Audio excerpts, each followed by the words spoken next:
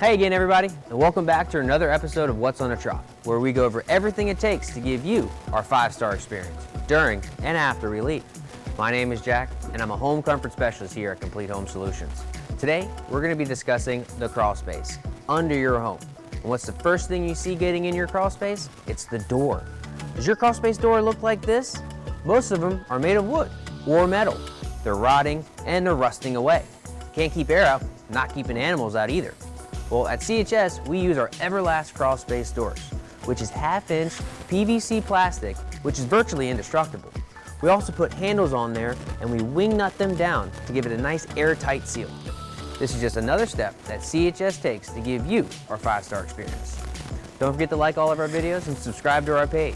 And thanks again, and check out what's next, What's on the Truck.